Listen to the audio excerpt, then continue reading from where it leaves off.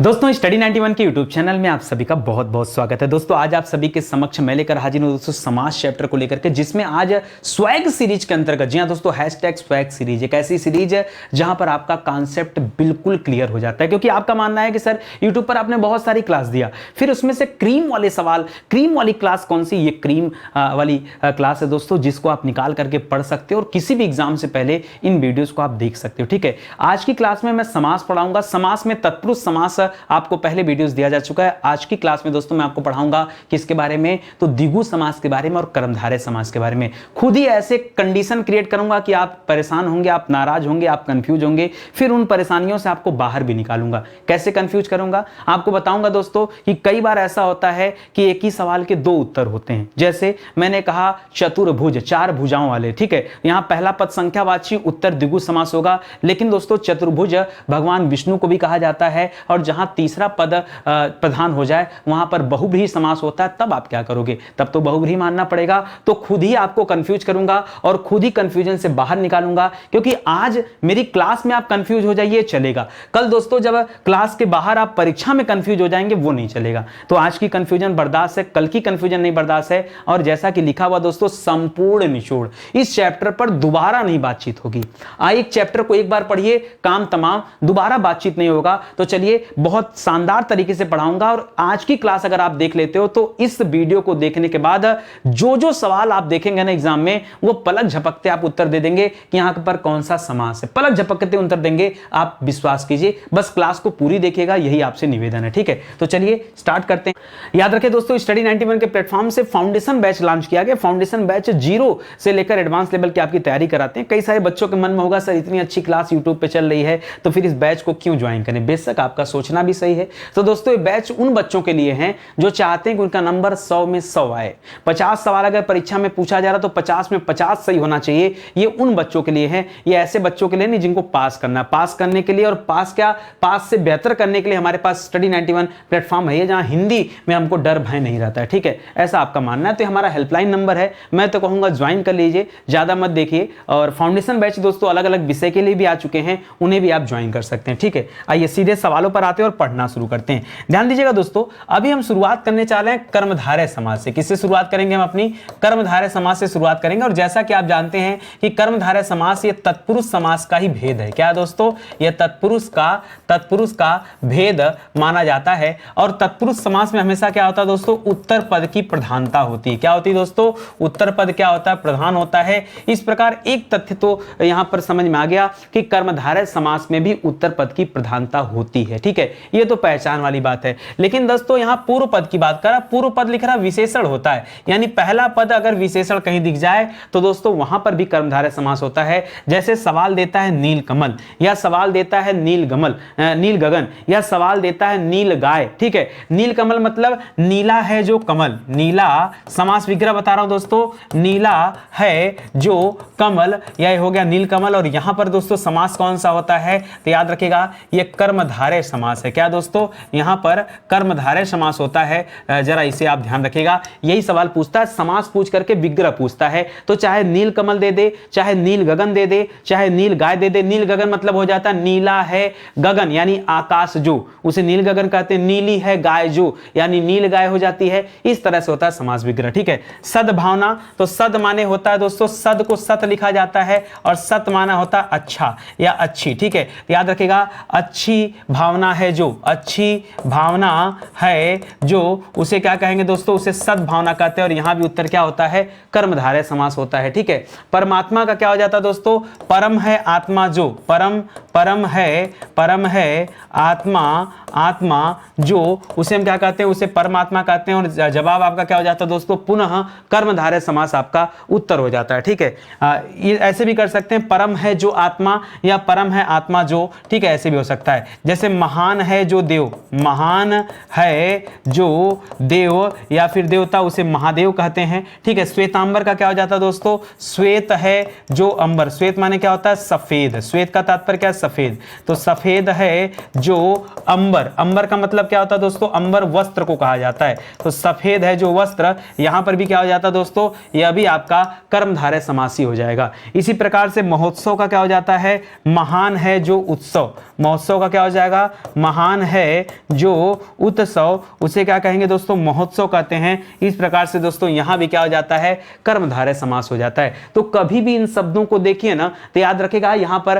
पूर्व पद यानी पहला पद विशेषण होता है जो विशेषता के लिए उपयोग किया गया है, इसलिए दोस्तों यहां पर क्या हो जाता है, कर्मधारय समास होता है। ठीक है, इसी तरह से मैं आपको दिखाऊंगा और बताऊंगा दूसरा पद विशेषण होता है तो भी दोस्तों क्या होता है, कर्मधारय समास ही होता है। याद रखेंगे दूसरा पद अगर विशेषण हो जाए तो भी आपका उत्तर क्या आता है दोस्तों, कर्मधारय समास ही उत्तर होता है। चलिए इसके बारे में देख लेते हैं कि क्या ये कथन सही कह रहा है कि गलत कह रहा है। ठीक है, ये देखते हैं। जैसे लिखा पुरुषोत्तम, तो याद रखेगा यहां उत्तम है, बाद का पद है, तो याद रखेगा पुरुषों में उत्तम है जो, पुरुषों में उत्तम, पुरुषों में उत्तम है जो, उसकी बात हो रहा है, तो याद रखिएगा यहां भी कर्मधारय समास होता है। मुनिवर में क्या हो जाता है दोस्तों, देखिए मुनियों में श्रेष्ठ है जो, मुनियों में मुनियों में श्रेष्ठ है जो, श्रेष्ठ, श्रेष्ठ का मतलब यहां पर वर से है, श्रेष्ठ है जो, उसे कहते हैं दोस्तों मुनिवर। ठीक है, तो याद रखेंगे इस तरह से भी हो जाता है, यहां भी कर्मधारय होता है। नराधम का क्या हो जाता है दोस्तों, नर, नर माने होता है व्यक्ति, नर का मतलब क्या होता है, व्यक्ति, व्यक्तियों, नर मतलब व्यक्तियों या व्यक्ति, व्यक्ति में अधम या नर में अधम, अधम है जो, अधम का मतलब क्या है, ऐसा व्यक्ति जो राक्षसी प्रवृत्ति का हो उसे अधम कहा जाता है। ठीक है, राम कृपाल दोस्तों ये अच्छा सवाल है, जैसे राम कृपाल दे देता है, जैसे शिव कृपाल दे देता है। ठीक है, राम कृपाल या राम कृपा, तो ये भी याद रखेगा, तो इसका बनेगा दोस्तों कृपालु है जो राम, क्या बनता है, इसका समास विग्रह पीछे से बनता है, कृपालु है जो राम, याद रखे बनता है। इसी तरह से राम दीन, याद रखेगा दीन है जो राम, ठीक है, दीन है जो राम। ठीक है, याद रखेगा बनता है। शिव दयाल का क्या बन जाता दोस्तों, तो दयालु है जो शिव, दयालु है जो शिव, याद रखेगा इस तरह से बनता है। कुल मिला जुला के दोस्तों समझने वाली बात यह है कि इन सभी में उत्तर क्या है दोस्तों, कर्मधारय समास है। इन सभी में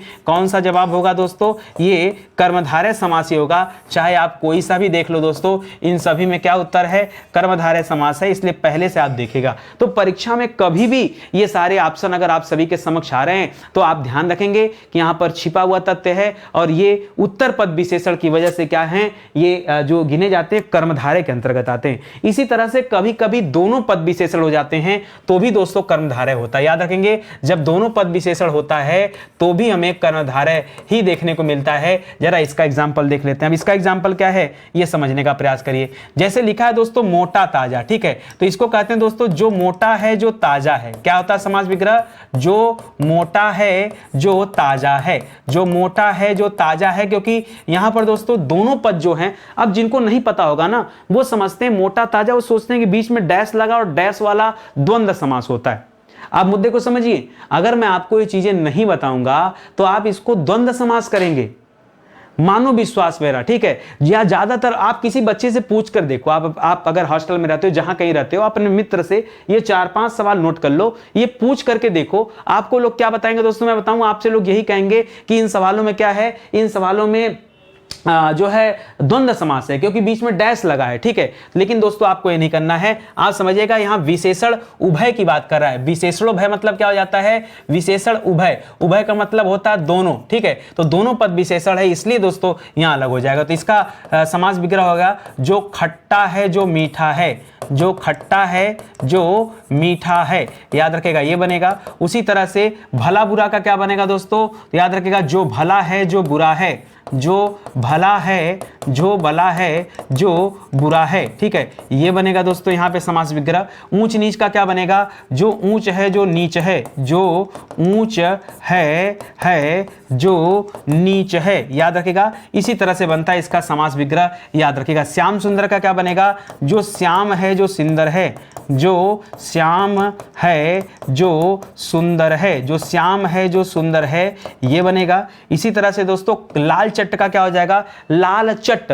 याद रखिएगा अत्यधिक लाल, लाल चट्ट को क्या बोलते हैं दोस्तों, अत्यधिक लाल। जी हाँ दोस्तों, इसको लाल चट्ट कहते हैं। कुल मिला जुला के समझने वाला तथ्य दोस्तों जो है वो ये है कि इन सभी में याद रखेंगे कर्मधारय समास होता है। क्या होता है दोस्तों, ये कर्मधारय समास होता है। इस बात का आप ध्यान रखेंगे। जिन्हें नहीं पता होगा वो तो दोस्तों क्या कर सकते हैं, वो तो यहां पर क्या चूज कर सकते हैं, द्वंद्व चूज कर सकते हैं। लेकिन अगर आपने द्वंद्व चूज किया तो कसम से आप मेरा दिल तोड़ दोगे। ऐसी ऐसी बातें ना, ये सब फिलहाल पेड प्रोग्राम की बातें हैं, लेकिन आप चाहते हो, आप जानना चाहते हो कि सर आपने अपनी हिंदी में क्या पढ़ाया है, हम अपने फाउंडेशन बैच पर कैसा काम करते हैं। इसीलिए दोस्तों मुझे लगा कि यूट्यूब पर एक बार पुनः वापसी की जरूरत है और लोगों को बताने की जरूरत है कि नहीं, अभी भी समास में बहुत कुछ ऐसा है जहां पर आपको बहुत ज्यादा कंफ्यूजन हो सकता है, जहां पर बहुत ज्यादा प्रॉब्लम हो सकता है और आपसे गलतियां हो सकती हैं। मैं डंके की चोट पे कहता हूं दोस्तों, इन सभी सवालों में ना आप क्या करेंगे, अगर ये सवाल परीक्षा में आए तो दिमाग में हमेशा द्वंद्व रहेगा। आप पूछ के देखो,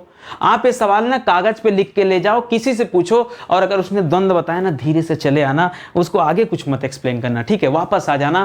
क्यों, अरे अकेले हंसना भी तो है कि अरे यार हमें पता है कि यहाँ पर कर्मधारय और दूसरों को नहीं पता। नहीं, ऐसा काम मत करना, किसी की बुराई मत चाहिए। अगर आपके मन में भावना होगी अच्छाई करने की ना, तो भगवान है वो हमेशा आपका साथ देगा, ठीक है। तो दूसरों को सजेस्ट करिए कि दूसरे भी आए और पढ़ें, ठीक है। चलिए आगे बढ़ते हैं, अगला सवाल देखते हैं। अगला लिख रहा दोस्तों, कभी कभी पूर्व पद विशेष से हो जाता है। पूर्व पद मतलब याद रखेगा पहला पद विशेष से क्या हो जाता है दोस्तों, पहला पद क्या हो जाता है, विशेष से हो जाता है। और ऐसे में भी दोस्तों उत्तर क्या आता है, ऐसे में भी उत्तर कर्मधारय ही आता है। जरा इसकी पहचान कर लेते हैं। जैसे लिखता है दोस्तों धर्म बुद्धि, तो याद रखेगा धर्म बुद्धि को कहा जाता है। देखिए धर्म और बुद्धि ये दोनों इंपॉर्टेंट शब्द है। ऐसे में इसका विग्रह आता है धर्म से कि धर्म है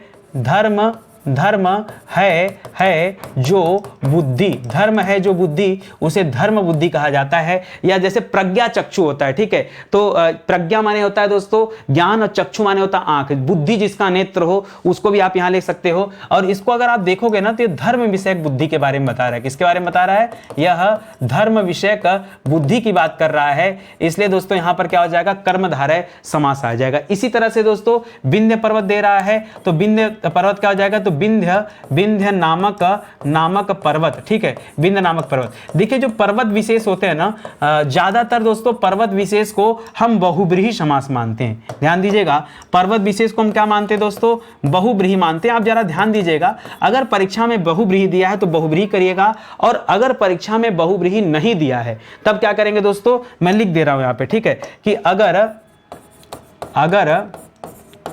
बहुब्रीहि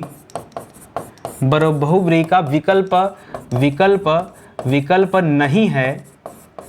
विकल्प नहीं है तो कर्मधारय समास होगा, ठीक है, कर्मधारय समास होगा, ठीक है, याद रखिएगा। लेकिन अगर विकल्प है तो क्या करेंगे, तब आप बहुब्रीहि करिएगा। कई सारे समास ऐसे होते हैं ना जो बहुब्रीहि में भी आते हैं और कहाँ आते हैं दोस्तों, वो अन्य समास में भी आते हैं। ऐसे में कुछ कर्मधारय में भी आते हैं और आपने तत्पुरुष पढ़ा तो वहां भी आते हैं। मैं आगे दिखाऊंगा आपको एकदम सीधा सीधा, तब आप समझेंगे, ठीक है। चलिए आगे बढ़ते हैं, अगला सवाल करते हैं। अगला सवाल क्या लिख रहा है सुनिएगा, करा दोस्तों, जब पूर्व पद अव्यय होता है ना, पूर्व मतलब पहले का पद जब अव्यय होता है तब भी दोस्तों क्या हो जाता है, यहां पर कौन सा समास आता है देखने को, ये कर्मधारय समास मिलता है। जैसे लिखा अधमरा, तो आधा है मरा, जो आधा मरा है उसे क्या कहते हैं दोस्तों, अधमरा कहते हैं। आधा है जो सॉरी ऐसे नहीं, बंद नहीं रहा सेंटेंस, आधा है जो मरा हुआ, आधा है जो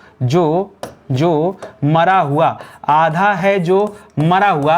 याद रखेंगे यहां पर कौन सा आ जाएगा दोस्तों, ये कर्मधारय समास है। क्या है दोस्तों, कर्मधारय समास है। इसका विशेष ध्यान दीजिएगा, अधमरा में यही आ जाएगा। सुयोग क्या हो जाएगा, सुयोग दोस्तों सुंदर योग को कहा जाता है। सुयोग किसे कहते हैं, याद रखेगा, इसका तात्पर्य सुंदर योग होता है। तो ये भी दोस्तों क्या होता है, कर्मधारय होता है। यहां भी आप ध्यान रखेंगे। इसी तरह से अगला लिख रहा है निराशा, तो निर्धन आशा बराबर निराशा होता है। तो निर उपसर्ग लगा और उपसर्ग से मिलकर करके ये निराशा बना है, यानी आप इसे कह सकते हैं आशा से रहित। क्या कह सकते हैं? आशा से रहित, निराशा। ठीक है, और यहां भी दोस्तों क्या जवाब होगा? ये सब में दोस्तों कर्मधारय समास होता है। क्यों? क्योंकि यहां पूर्व पद क्या है? अव्यय दिया है, पहला पद अव्यय हो रहा है। जबकि अच्छा एक बात बताओ, जिन बच्चों को नहीं पता होगा ना, वो यहां क्या कर सकते हैं, इसे दुर्वचन में कहेंगे। मैं अभी पहले देख लीजिए, दुर्वचन मतलब होता है बुरे वचन। क्या हो जाता है दोस्तों?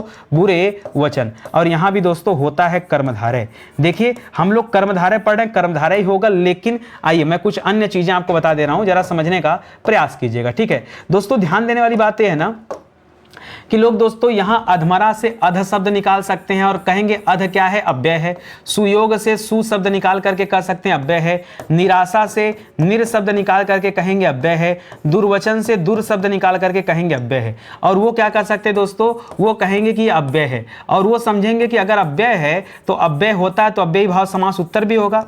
यही तो है। देखिए मैंने आपसे क्यों कहा शुरू में कि मैं आपका दिमाग खराब कर रहा हूं, ठीक है, और कुछ ऐसे सवाल ला रहा हूं जहां पर आपका दिमाग डिस्टर्ब होगा। तो आपने भी सोचा कि ये सब अव्यय हैं, और अव्यय होने की वजह से आपको ये लगा कि इन सभी में क्या हो जाएगा? अव्ययी भाव समास हो जाएगा। क्या हो जाएगा? अव्ययी भाव समास हो जाएगा। तो दोस्तों यहां पर एक नोट तैयार करिए कि अगर अव्ययी भाव समास का ऑप्शन नहीं है, ठीक है, नोट तैयार करिए दोस्तों, यहां पर स्पेशल नोट लिखिए। ठीक है, स्पेशल नोट क्या लिखे दोस्तों कि अगर अव्ययी भाव समास का विकल्प नहीं है, अव्ययी भाव समास का विकल्प नहीं है तो कर्मधारय उत्तर होगा। क्या होगा दोस्तों? कर्मधारय उत्तर होगा। ठीक है, और अगर विकल्प, पहली बात तो विकल्प होगा नहीं, ये कंफर्म है कि कर्मधारय ही देगा। ठीक है, लेकिन अगर नहीं रहता है मान लीजिए अव्ययी भाव का ऑप्शन, तो आप कर्मधारय कर लीजिएगा। कर्मधारय नहीं है तो क्या कर देंगे? अव्ययी भाव कर लीजिएगा। लेकिन एक बात और ध्यान रखिए कि ऐसा नहीं है कि जो अव्यय होते हैं वो सिर्फ अव्ययी भाव में आते हैं। आपको अगर ये चीजें हैं तो आप अपने मित्रों को बता सकते हैं कि भैया अव्ययी भाव वाले पद, कुछ पद को हम कहां रखते हैं? कर्मधारय के अंतर्गत भी रखते हैं। ये भी उनसे आप बता सकते हैं। जी हाँ, इसके कुछ पद आप कर्मधारय के अंतर्गत रखते हैं, आप उनसे ये भी तथ्य आप बता सकते हैं। ठीक है, चलिए आगे बढ़ते हैं दोस्तों। इसी तरह से दे रहा है मध्यम पद लोपी। क्या दे रहा दोस्तों? हमने वैसे पढ़ा था उपपद के बारे में कि कभी भी उपपद का सवाल दे दे या फिर लुप्त पद का सवाल दे दे, लुप्त पद के बारे में पूछ ले तो उपपद और लुप्त पद ये हमने तत्पुरुष में पढ़ा था। कहां पढ़ा था? तत्पुरुष में हमने पढ़ा है, लेकिन हमने कभी मध्यम पद लोपी नहीं पढ़ा है। ठीक है, ध्यान दीजिएगा दोस्तों।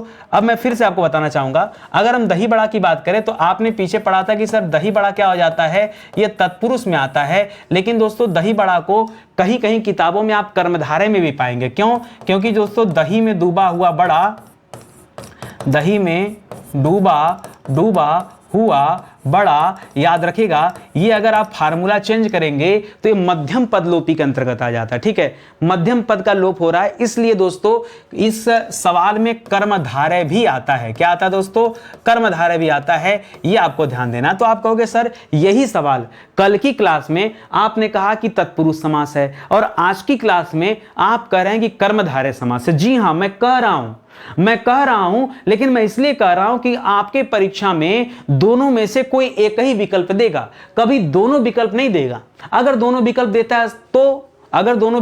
है तो क्या करेंगे? अगर दोनों देता दोस्तों तो इन दोनों में कौन बड़ा है? याद रखिएगा कर्मधारय बड़ा है। तब दोस्तों आप कर्मधारय चूज करिएगा, तब तत्पुरुष आप मत चूज करिएगा, कर्मधारय चूज करिएगा, क्योंकि ज्यादा बेस्ट आंसर है। ठीक है, तो याद रखिएगा। इसी तरह से सर दही बड़ा हो गया तो सर रसगुल्ला का भी हो जाएगा। रस में डूबा हुआ गुल्ला, सर वो भी आपका तत्पुरुष के साथ साथ सर वहां कर्मधारय में भी आता है, बिल्कुल आता है। इस सवाल को भी याद रखेंगे। वायुयान का क्या हो जाएगा दोस्तों? तो वायुयान का हो जाता है वायु में चलने वाला यान। क्या हो जाता है दोस्तों?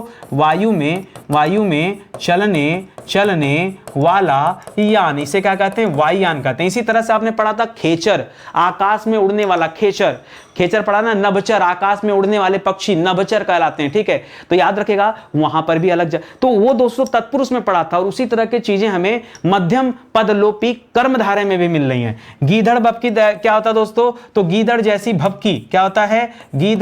गीदड़ जैसी भभकी। जी हां दोस्तों, गीदड़ जैसी भभकी को क्या कहा जाता है? गीदड़ भभकी कहा जाता है। तो इसको याद रखेगा। सर कन्यादान भी आपने तत्पुरुष में पढ़ाया था, तो याद रखेगा कन्या का दान, कन्या का दान, कन्यादान। जी हाँ। पर्णशाला, पर्ण माने होता है पत्ता, क्या होता है दोस्तों, पर्ण माने होता है पत्ता, तो याद रखेगा पत्ते, पत्ता, पत्ते की शाला, पत्ते की शाला, शाला मतलब होता है घर, ठीक है, यानी पत्ते का घर। याद रखेंगे पन बिजली, तो पानी, पानी, पानी द्वारा उत्पन्न बिजली, पन बिजली कहा जाता है पानी द्वारा उत्पन्न बिजली। जी हाँ दोस्तों, उत्पन्न बिजली। दोस्तों मैं आपको ये समझाना चाह रहा हूं कि निश्चित रूप से आप अपने दिमाग में बात याद रखें कि यहां पर आपके पास डबल उत्तर है। एक तो दोस्तों आप इसे तत्पुरुष मानते हैं, बिल्कुल सही है, और दूसरा दोस्तों यहां कर्मधारय होता है, यह भी सही है, ठीक है। बहुत सारे बच्चे सोच रहे होंगे कि सर लेकिन कैसे, सही बताएं सर, पच नहीं रहा है, ठीक है, मत पचे। अगर नहीं पच रहा तो एक छोटा सा एग्जाम्पल आपको दे देता हूं पचाने के लिए, ठीक है।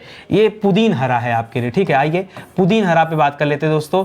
पुदीन हरा ये लेंगे तो कैसे दोस्तों पच जाएगा, ये बात समझिएगा, ठीक है। मैंने आपको एक सवाल दिया, मैंने आपको सवाल दिया दशानन, क्या दे दिया दोस्तों, दशानन। और दशानन का जब आपने समास विग्रह किया तो आपने कहा 10 हैं आनन जिसके, 10 हैं आनन, आनन का मतलब होता है मुख, ठीक है, मुख जिसके। तो दोस्तों 10 हैं आनन जिसके, इस प्रकार से दोस्तों ये 10 जो पहला शब्द लगा है इसके आधार पर आपने कहा कि यहाँ द्विगु समास है, द्विगु समास है, क्योंकि द्विगु समास की पहचान होती है, क्या होता है पहचान, याद रखेगा प्रथम पद संख्यावाची, क्या होता है, प्रथम पद संख्यावाची होता है, और यहां पर ऐसा है, इसलिए यह द्विगु समास का उदाहरण है, बिल्कुल सही। लेकिन दोस्तों इसका तात्पर्य क्या होता है, रावण होता है, याद रखेगा रावण, और रावण की वजह से दोस्तों ये बहुब्रीहि समास हो जाएगा, क्योंकि बहुब्रीहि समास कहता है कि जब दोनों पद अप्रधान हो जाएं, दोनों पद अप्रधान हो जाएं, अप्रधान हो तथा तीसरा पद प्रधान हो, यानी किसी तीसरे का बोध हो, तीसरा पद प्रधान हो, तब उसे हम क्या कहते हैं, बहुब्रीहि समास कहते हैं। ऐसे में आप कहेंगे इस सवाल का सही उत्तर क्या है, क्या है, बहुब्रीहि समास है। तो क्या किया जाए सर, ये दशानन को बहुब्रीहि समास कहा जाए या फिर दशानन को हम जो है द्विगु समास कहें। ऐसे तमाम एग्जाम्पल, आप कहेंगे सर एक तो एग्जाम्पल देख के हीरो समझ रहे हैं क्या अपने आप को, नहीं, ऐसे तमाम एग्जाम्पल हैं। मान लीजिए परीक्षा में दे दिया दोस्तों चतुर्मुख, ठीक है, चतुर्मुख ब्रह्मा जी को कहा जाता है, या परीक्षा में दे दिया चतुर्भुज, क्या दे दिया, चतुर्भुज, 4 भुजाओं वाले, ठीक है, ये विष्णु जी को कहा जाता है। तो ऐसे में भी आपके सामने वही समस्या है कि या तो उत्तर क्या होगा, या तो उत्तर द्विगु समास होगा, या तो उत्तर कर्मधारय समास होगा, ठीक है। तब आप क्या करेंगे बताइए, तब आप क्या करेंगे, ठीक है। तो इस तरह से आपको चीजें ध्यान देना है और समझना है, ठीक है। इसी तरह से सवाल देता है पंजाब, तो 5 आबों वाली भूमि पंजाब को कहा जाता है, और पंजाब में दोस्तों कर्मधारय समास भी होता है, कर्मधारय समास भी होता है, और स्थान विशेष का महत्व होने की वजह से यहां बहुब्रीहि समास भी होता है। ऐसे में ये भी सही है और ये भी सही है, तो क्या किया जाए। अब सर ज़्यादा मत बताइए, हम समझ गए हैं, आप हिंदी के मास्टर हैं, आप हमसे ज़्यादा जानते हैं, आप सही कह रहे हैं, कुछ कह रहे हैं तो सही ही कह रहे होंगे। हमको खाली सर इतना जानना है कि हम दोनों में से सही उत्तर क्या करें। तो हम कह रहे हैं कि बाप चुनना है, क्या चुनना है, हमें बाप चुनना है, क्या चुनना है कि कौन बाप है, यही चुनना है ना। तो याद रखेगा बाप कौन होता है दोस्तों, बाप हमेशा बहुब्रीहि समास होता है। कौन होता है, कभी भी किसी की तुलना अगर बहुब्रीहि से कर रहे हैं तो बहुब्रीहि क्या होता है दोस्तों, बाप होता है। जैसे भारत पाकिस्तान में बाप बाप रहेगा, बेटा बेटा रहेगा, ठीक है। तो भारत बाप है तो बाप रहेगा, पाकिस्तान बेटा है तो बेटा रहेगा। उसी आधार पर यहां पर क्या करेंगे, बाप बाप होता है, तो कर्मधारय बहुब्रीहि में अगर तुलना करेंगे तो उत्तर क्या करेंगे, आपने कहा ना सर हम क्या चूज करें, आप चूज करिए बहुब्रीहि, उत्तर यही सही है। आप इस कंडीशन में पंजाब में सर दोनों दिया तो क्या चूज करें, आप चूज करिए बहुब्रीहि। अगर दो में से चूज करना तो बहुब्रीहि चूज करेगा, अगर बहुब्रीहि ऑप्शन में है तो। मान लीजिए कोई ऐसा दे दिया जिसमें बहुब्रीहि ऑप्शन में नहीं है, अरे तो उसके बारे में तो मैं आपको बता ही रहा हूं, अभी तो सिखा ही रहा हूं ना। ऐसे में देखिए यहां बहुब्रीहि ऑप्शन नहीं, कर्मधारय तत्पुरुष की बात कर रहा है, तो इनमें जो दे रहा दोस्तों, इसमें ज्यादा बेहतर आंसर क्या है, मैं 1 टिक कर रहा हूं तत्पुरुष पे और 2 टिक कर रहा हूं दोस्तों कर्मधारय पर। तो आप समझ में आ गया होगा बाप कौन, याद रखिएगा बाप कौन है यहां पर, तो याद रखिएगा यहां पर बाप ये है, ठीक है। तो आपको चुनाव करना है बाप का, और बाप कौन है दोस्तों, कर्मधारय। तत्पुरुष का देखिए, कर्मधारय का जन्म दोस्तों तत्पुरुष से ही माना गया, लेकिन एग्जामिनर इन सवालों में दोस्तों कर्मधारय को प्रेफरेंस देगा, तत्पुरुष को प्रेफरेंस नहीं देता है। ऐसे में आप तथ्यों को याद रखिएगा, समझते चलिएगा, ठीक है। बाकी जहां नहीं दिया वहां तो सिंपल आपको दोनों याद करके चलना है, क्योंकि इसलिए मैंने आपको सीधे सीधे दोनों बता दिया, ठीक है। आगे आइए, अगला पढ़िए। दोस्तों कभी कभी क्या होता है, पूर्व पद उपमा हो जाता है। पूर्व पद मतलब पहला पद क्या हो जाता है, पहला पद क्या हो जाता है दोस्तों, उपमा हो जाता है। उपमा का मतलब आप समझ ही रहे होंगे, ठीक है, उपमा, उपमेय, उपमान, ठीक है। तो उपमा मतलब किसी से तुलना करने योग्य बन जाता है। और तब क्या किया जाए दोस्तों, आइए देखते हैं। जैसे लिख दिया घन श्याम, ठीक है, तो घन श्याम का मतलब होता है, घन देखिए बादल को कहा जाता है, श्याम का मतलब काला होता है। तो याद रखेगा, घन है श्याम जो, घन घन घन है श्याम जो। अब आप कहेंगे सर इसका मतलब नहीं निकल रहा है, घन है श्याम जो।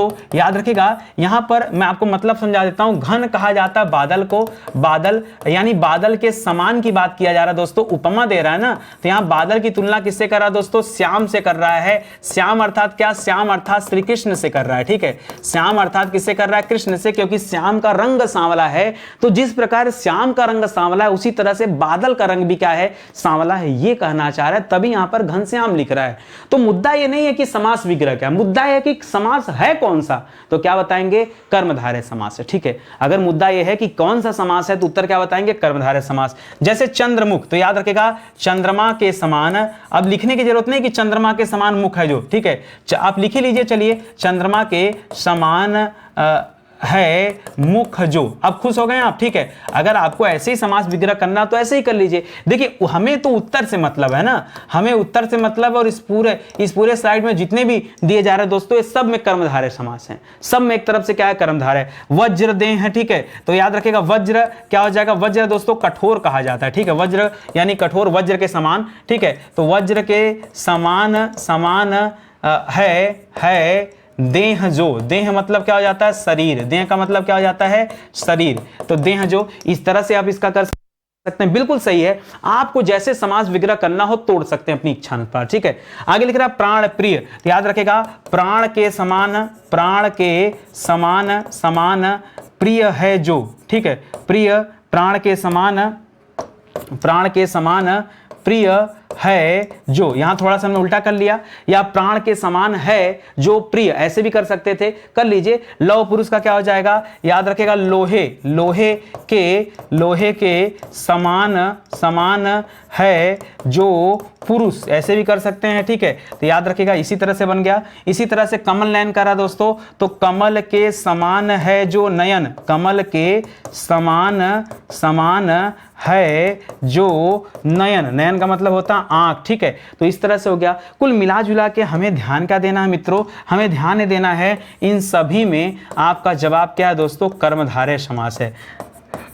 यही दोस्तों उत्तर है, कर्मधारय समास। चाहे आप इसकी बात कर लीजिए, चाहे आप इसकी बात कर लीजिए, वज्रदेह की, चाहे प्राण प्रिय की, चाहे लौह पुरुष की, चाहे कमल नयन की, चाहे घनश्याम की। याद रखिएगा इन सब चीजों में ये जो सवाल दे रहा है, इन सब में कौन सा समास है, कर्मधारय समास। अच्छा भूलोगे नहीं ना, मैं एक एक चीजें आपको समझाते चल रहा हूं इत्मीनान से। ये तो दोस्तों आप पढ़ रहे हैं पूर्व पद के बारे में, ठीक है। देखिए स्टडी 91 के प्लेटफॉर्म से कई सारी किताबें, मैंने आपसे कहा है क्या आप विश्वास करिए, भरोसा करिए, स्टडी 91 पर आप आ चुके हैं तो बेशक यहां से अच्छी तैयारी कर सकते हैं। देखिए यहां पर बहुत सारी किताबें, और इतनी किताब नहीं, और भी कई सारी किताब है। ये तो ट्रायल के रूप में दोस्तों इतनी किताबें लगाएंगे। इस नंबर पे कॉल करिए, संपर्क कर सकते हैं कि कौन कौन सी किताबें हैं। कई सारे बच्चों का मैसेज आता है सर कॉल उठ नहीं रहा, हो सकता है आप ऑफिस टाइम में कॉल न कर रहे हो। ऐसे में आप व्हाट्सएप पे मैसेज डाल दीजिए, आपको कॉल हमारी टीम कर लेगी। तो घबराइए मत, परेशान मत होइए, आइए जुड़िए स्टडी 91 के साथ। ये सारी किताबें ऑनलाइन ऑफलाइन हर जगह अवेलेबल है, अमेजन फ्लिपकार्ट पर भी अवेलेबल है, वहां से भी आप जाकर ऑर्डर कर सकते हो। और मुझे लगता है कि आप अगर नितिन सर से हिंदी पढ़ते हैं, ऐसे में 5000 सवाल इस किताब में दिए गए हैं, 500 पेज की मोटी किताब है। आप इसको परचेज करके अपने सवालों की प्रैक्टिस कर सकते हैं। आज यहां से समास पढ़ लिया तो प्रैक्टिस चाहिए ना कहीं करने की, वो प्रैक्टिस दोस्तों आप यहां से कर सकते हैं, ठीक है। आइए आगे बढ़ते हैं, अगला सवाल देखते हैं। जिस तरह से पूर्व पद उपमा था, उसी तरह से उत्तर पद भी उपमा हो सकता है। उत्तर पद का मतलब क्या होता है दोस्तों, उत्तर पद मतलब होता है बाद का पद, ठीक है। तो बाद का पद भी क्या हो सकता है, उपमा हो सकता है, यानी उसकी भी उपमा दी जा सकती है। अब कैसे उपमा मिलेगा जरा ये समझिएगा कि बाद के पद से उपमा कैसे दी जा सकती है, ठीक है। जैसे लिखा चरण कमल, ठीक है, तो याद रखेगा कमल रूपी चरण। अब ऐसा नहीं चरण रूपी, चरण के जैसा कमल थोड़े होता है। आप बताओ चरण के जैसा कमल होता है या कमल रूपी चरण होता है, तो क्या कहेंगे दोस्तों, कमल रूपी चरण, कमल रूपी चरण या कमल के समान चरण, ठीक है। या ऐसे कर सकते हैं कमल के समान है, कमल के समान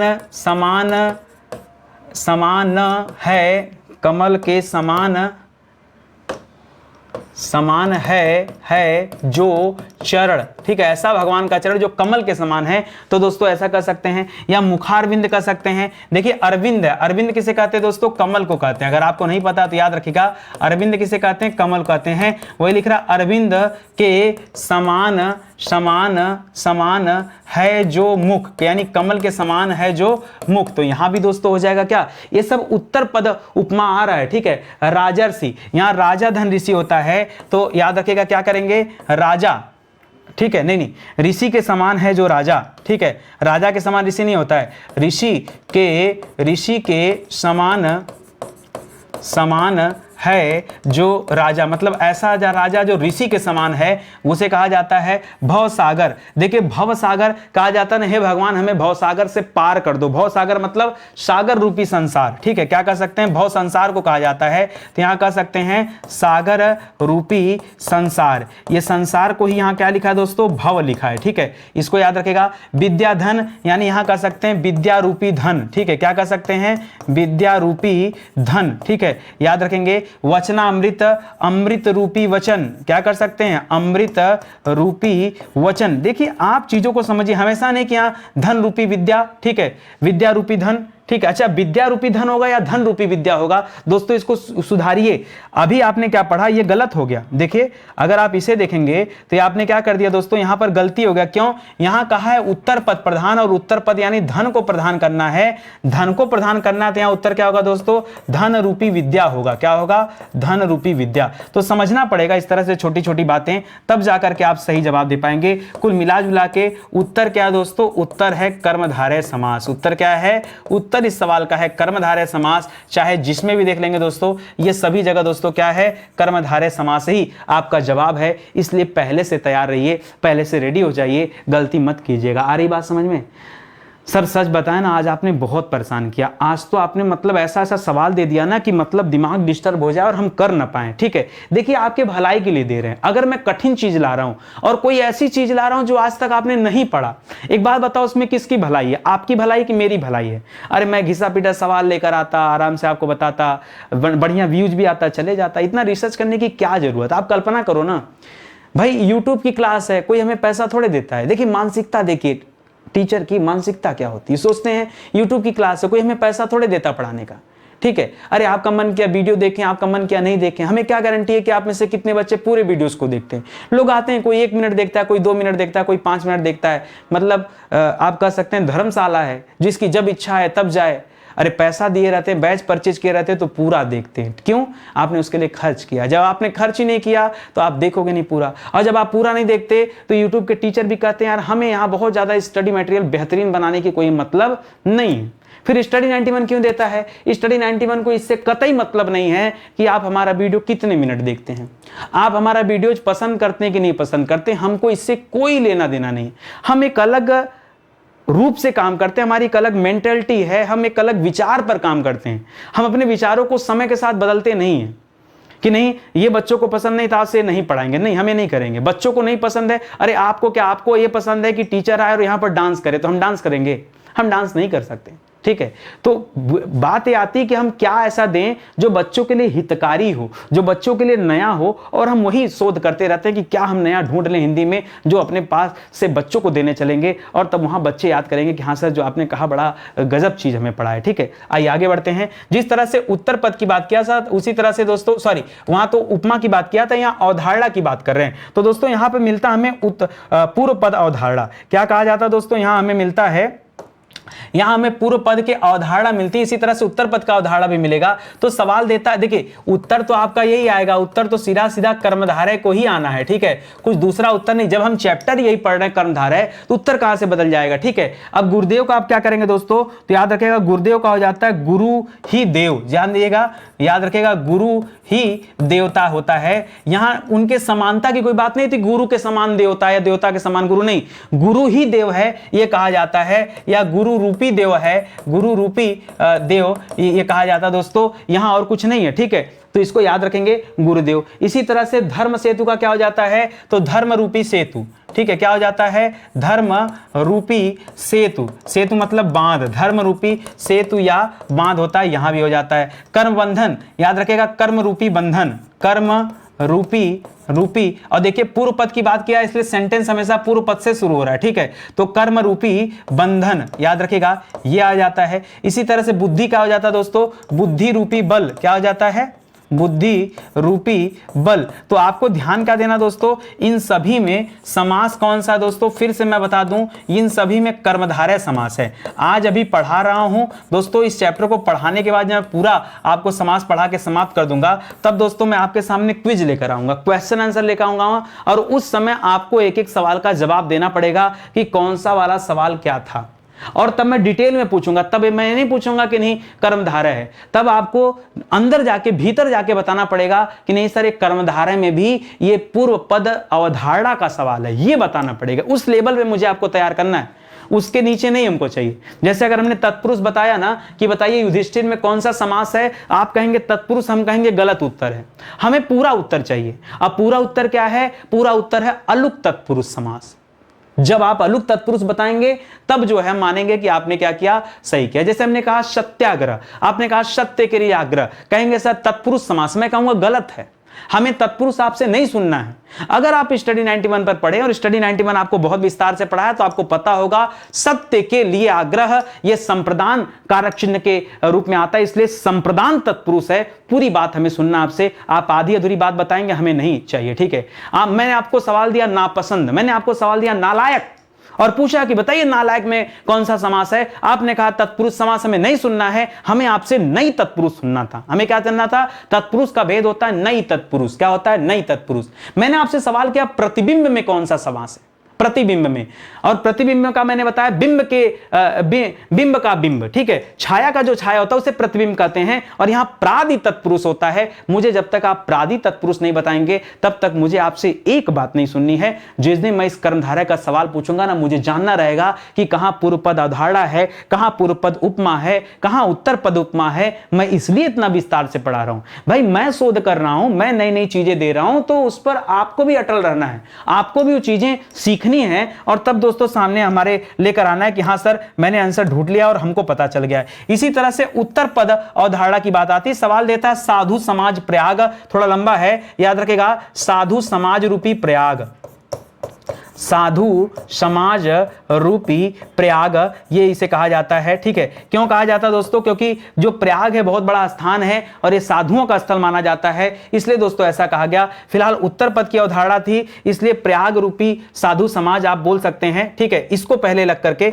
इस तरह से न बोल करके इसको इस तरह से बोला जाए तो ज्यादा बेहतर होगा कि प्रयाग रूपी साधु समाज। प्रयाग में दोस्तों याद रखेगा साधु वचन वाले लोग रहते हैं, हालांकि ऐसा है नहीं, थोड़ी सी स्थिति यहाँ की खराब चल रही है, खैर अलग बात है, लेकिन ध्यान दीजिएगा इस तरह से। तो यहां उत्तर पद अवधारणा की बात होती है। फिलहाल जवाब क्या है दोस्तों, तो जवाब है कर्मधारय समास, ठीक है। अगर ये पूछा जाए कि कौन सा समास है तो जवाब क्या होगा, कर्मधारय समास जवाब होगा, इसको आप ध्यान में रखेंगे, ठीक है। आइए आगे बढ़ते हैं, अगला सवाल देखते हैं दोस्तों। कुछ सवाल मैं कराऊंगा आपको द्विगु समास से संबंधित, ठीक है, और बताऊंगा द्विगु समास कौन सा है। तो द्विगु समास में दोस्तों याद रखिएगा सिंपल सी बात है, पहला पद संख्यावाची, क्या होता है दोस्तों, पहला पद क्या होता है, संख्यावाची होता है, और क्या होता है दोस्तों, और दूसरा पद क्या होता है, प्रधान होता है। दूसरा पद क्या हो जाता है, प्रधान होता है। यही दोस्तों इसकी पहचान है। अगर यही पहचान है तो आइए हम लोग ढूंढते हैं और करते हैं एक सवाल को। नवरात्रि नहीं होता, पहली बात नवरात्र होता है, तो याद रखिएगा नवरात्र का क्या हो जाता है, नवरात्रियों का समाहार, क्या हो जाता है दोस्तों,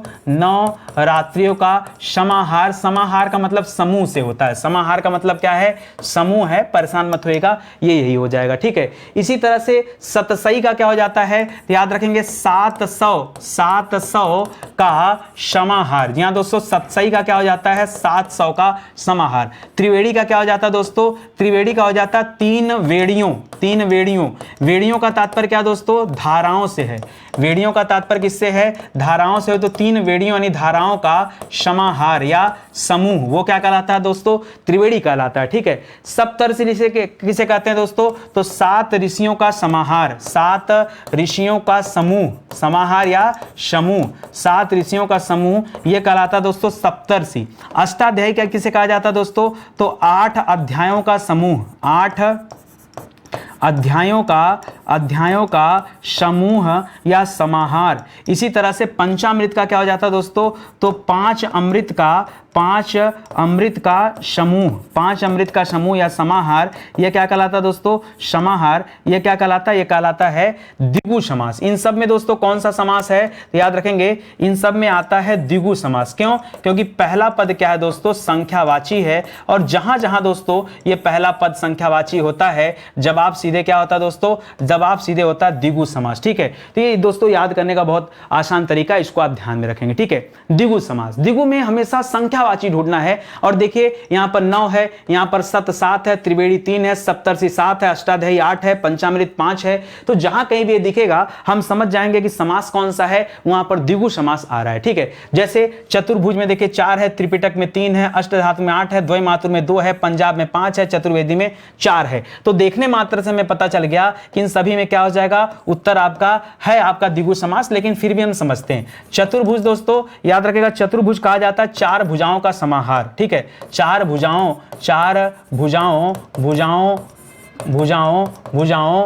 का समूह। ठीक है, या समाहार या समूह। वैसे 4, इसके लिए दोस्तों हम इसे विष्णु जी कहते हैं। ठीक है, और जब इसका तात्पर्य विष्णु आएगा ना, तब इसको आप बहुब्रीहि में लीजिएगा। लेकिन अगर हम इसको विष्णु में ना समझ रहे हैं और परीक्षा में ऑप्शन यहाँ विष्णु का नहीं दिया है, तो सीधे सीधे 4 भुजाओं का समाहार या समूह, यह चतुर्भुज कहलाता है, याद रखेंगे। त्रिपिटक याद रखेगा, त्रिपिटक 3 पिटकों का समूह, 3 पिटक का या पिटकों का समूह। ठीक है, त्रिपिटक आपने सुना होगा। ठीक है, इतिहास में। अष्टधातु याद रखेगा, सीधे सीधे दोस्तों 8 धातुओं का समूह, 8 धातुओं का समूह। ठीक है, इसी तरह से द्वयमातुर का क्या हो जाता है भैया, द्वयमातुर मतलब 2 माता। ठीक है, अब देखिए द्वयमातुर कहा जाता है जो जिसकी 2 माताएं हों। ऐसे में क्या कर सकते हैं, तो 2 माता हैं जिसकी, यहां समूह मत करिएगा, यहां अलग हो जाएगा। ठीक है, द्वयमातुर। पंजाब में क्या हो जाएगा दोस्तों, 5 आबों वाली भूमि, 5 आबों वाली भूमि, इसे क्या कहा जाता है दोस्तों, पंजाब। और पंजाब को भी दोस्तों बहुब्रीहि में रखा जाता है। ये दोस्तों आब का मतलब क्या है, आब का मतलब होता है नदी, आब का मतलब क्या होता है, नदी।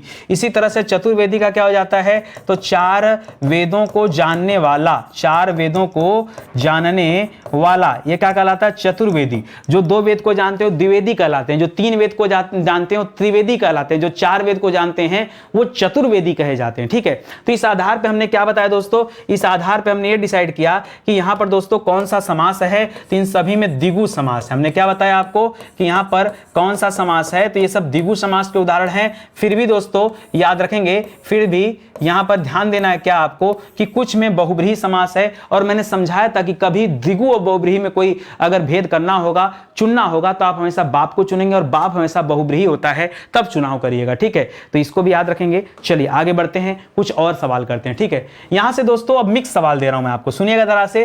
55 दोस्तों कहा जाता है 50 और 5 को। ठीक है, 50 और 5 को क्या कहते हैं दोस्तों, 55 कहते हैं। और मैं आपको बताऊं ना, ये बच्चे सोचते हैं कि नंबरिंग है, क्या सोचते हैं, नंबरिंग सोचते हैं, और कहते हैं द्विगु समास है। अब थोड़ा सा यहां पे मैं आपको झटका देना चाहूंगा, ये जो 55 शब्द लिखा है दोस्तों, ये द्विगु समास नहीं, ये द्वंद्व समास होता है।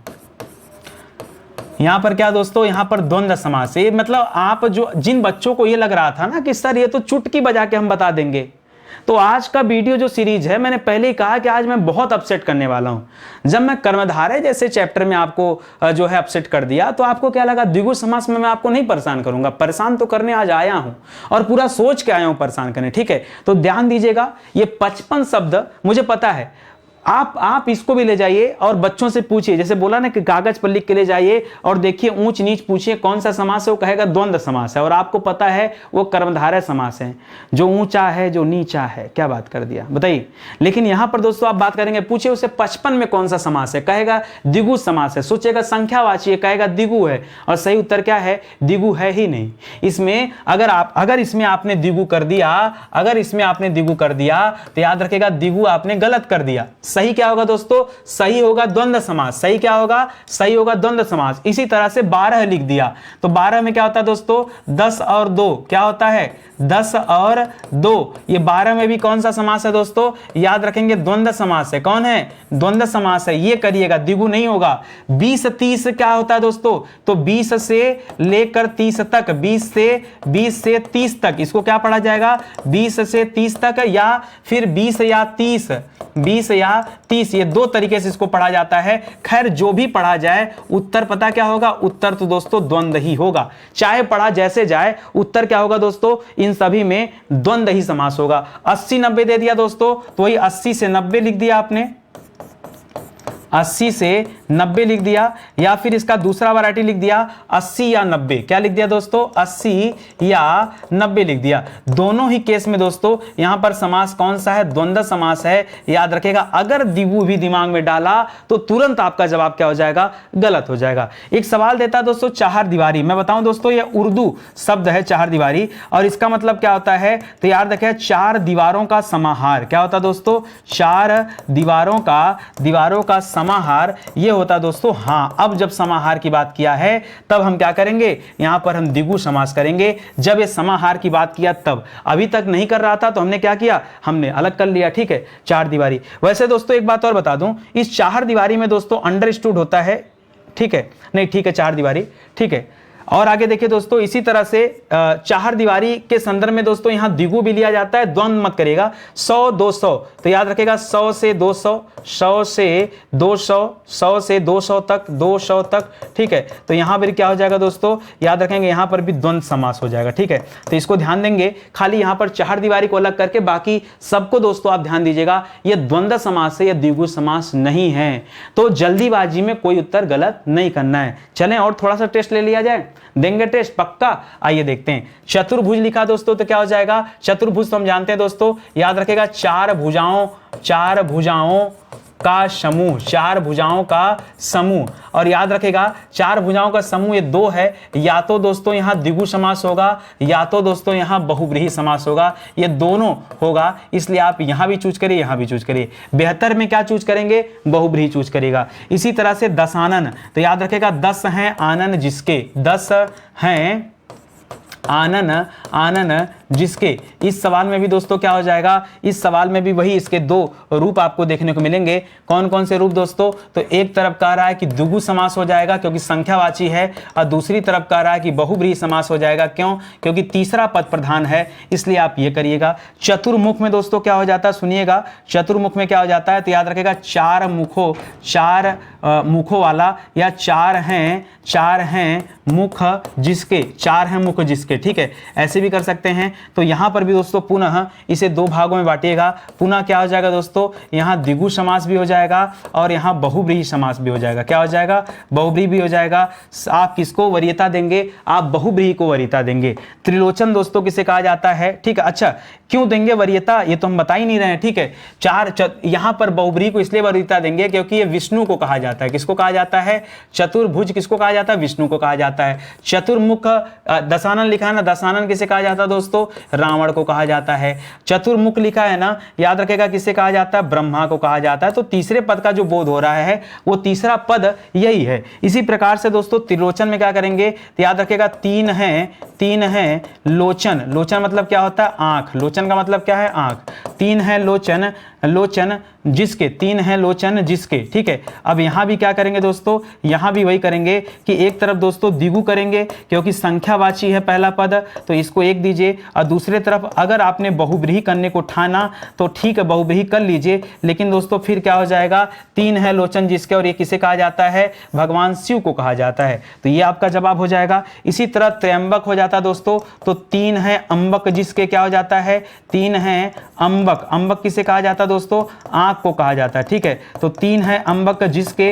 अब पुनः यहाँ पे क्या हो जाता है दोस्तों, पुनः आपके सामने क्या हो जाएगा, या तो द्विगु समास हो जाएगा तो सिंगल दीजिएगा। अगर आप इसको बहुब्रीहि मानते हैं तो बहुत अच्छा है, बहुब्रीहि मानिए। लेकिन कब, जब इसका बोध किससे हो, शिव जी से हो, क्योंकि तीन आंखें दोस्तों ये भगवान शिव के पास ही हैं। इसी तरह से पंच सर देता है। ठीक है, तो याद रखेगा पांच हैं सर जिसके। सर मतलब क्या होता है, सर कहा जाता है बाण बाण को, जो 5-5 बाण ठीक है चलाता है उसे। तो इस आधार पर दोस्तों यहाँ द्विगु भी कर सकते हैं और इस आधार पर बहुव्रीहि भी कर सकते हैं। ध्यान दीजिएगा, बहुव्रीहि करेंगे तो बताना पड़ेगा कि किसे कहा जाता है, तो याद रखेंगे कामदेव को कहा जाता है। कामदेव दोस्तों 5-5 बाण चलाते थे, इसलिए उन्हें पंचसर कहा जाता है। क्या कहा जाता है? पंचसर। तो जब इस तरह का सवाल देता है ना, तो आपने क्या देखा दोस्तों, आपने यहां पर देखा कि सर बवाल इतना था कि हमें समझना था कि एक ही सवाल में द्विगु भी उत्तर बन रहा है और उसी सवाल में कौन सा उत्तर बन रहा है दोस्तों, बहुव्रीहि भी उत्तर बन रहा है।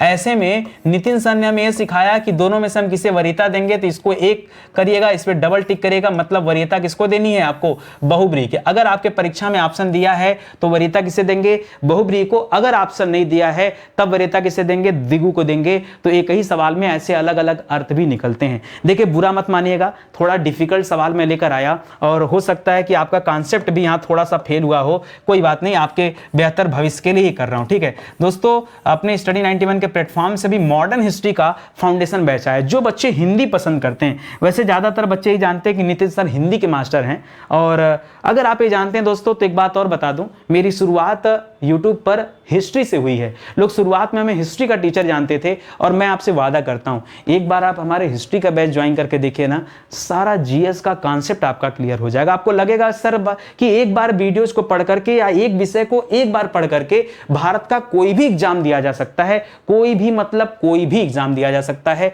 ये आप देख लो। ठीक है, तो एक बार मौका दीजिए, जुड़िए स्टडी 91 के साथ और लगे रहिए, अपनी स्टडी को आगे बढ़ाइए। हमारा हेल्पलाइन नंबर है, कॉल करके दोस्तों आप संपर्क कर सकते हैं। ठीक है, तो चलिए मिलते हैं दोस्तों अगले लेक्चर में, तब तक के लिए बहुत बहुत आपका धन्यवाद। जय हिंद, जय Bharat, thank you so much.